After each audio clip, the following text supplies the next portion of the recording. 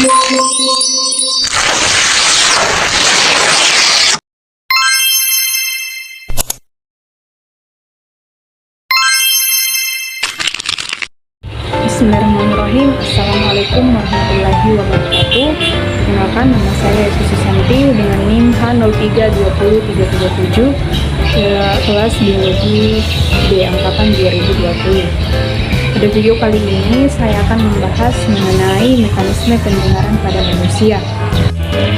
Sebelum kita mengenal mekanisme pendengaran pada manusia, alangkah baiknya kita mengenal bagian-bagian telinga pada manusia. Yang pertama, daun telinga. Daun telinga berfungsi untuk mengarahkan gelombang suara ke lubang telinga.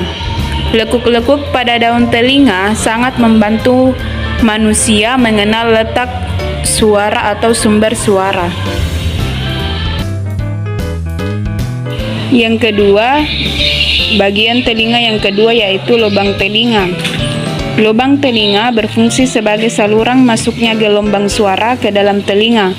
Lubang telinga terletak agak miring ke atas agar udara yang ada di dalamnya tetap hangat.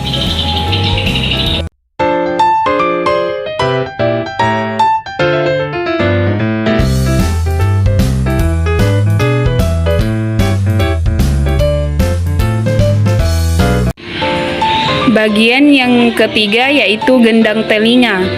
Gendang telinga merupakan selaput tipis yang akan bergetar jika ada gelombang suara yang masuk ke dalam telinga.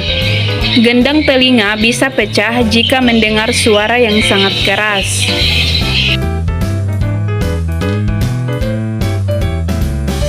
Bagian telinga yang keempat yaitu tulang martil, tulang landasan dan tulang sanggurdi. Merupakan tulang-tulang pendengaran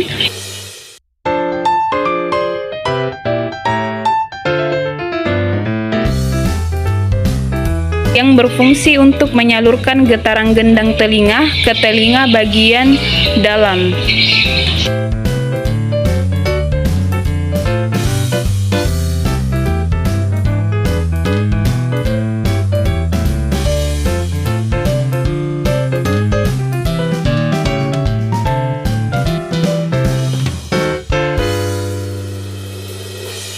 Bagian telinga yang kelima yaitu saluran eustasius. Saluran eustasius merupakan saluran penghubung antara telinga bagian tengah dengan rongga mulut. Saluran ini berfungsi menyeimbangkan tekanan udara bagian dalam dan telinga bagian luar.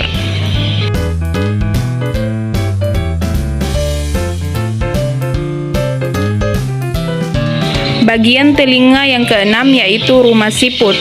Rumah siput mengandung cairan yang akan bergetar jika gelombang bunyi masuk. Rumah siput berfungsi untuk mengolah gelombang suara.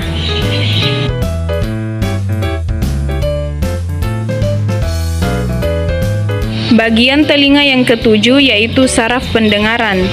Saraf pendengaran berfungsi menyalurkan gelombang bunyi ke otak.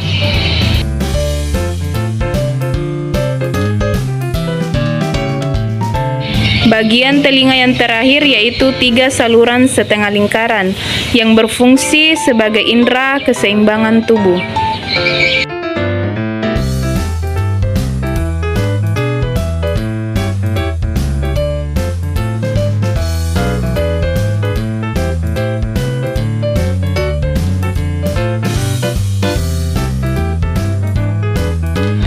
Adapun mekanisme pendengaran pada manusia, yang pertama, gelombang suara memasuki telinga luar dan berjalan melalui lorong sempit yang disebut dengan saluran telinga dan mengarah ke gendang telinga.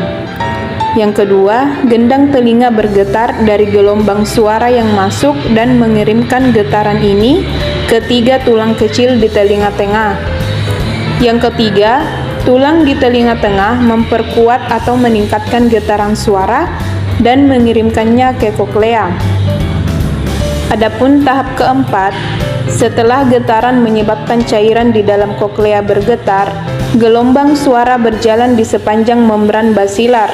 Sel-sel rambut yaitu sel sensorik yang berada di atas membran basiliar mengendalikan gelombang suara. Kemudian tahap kelima, sel-sel rambut di dekat ujung lebar koklea kemudian mendeteksi suara bernada tinggi, sedangkan yang lebih dekat ke tengah mendeteksi suara yang bernada rendah. Selanjutnya, sel-sel rambut bergerak. Komponen seperti rambut yang sangat kecil yang bertengger di atas sel rambut menabrak struktur dan lengkungan di atasnya. Kemudian, bahan kimia masuk ke dalam sel dan menciptakan sinyal listrik. Adapun tahap terakhir yaitu saraf pendengaran kemudian membawa sinyal ini ke sistem saraf pusat, yakni otak, dan mengubahnya menjadi suara yang kita kenal atau pahami.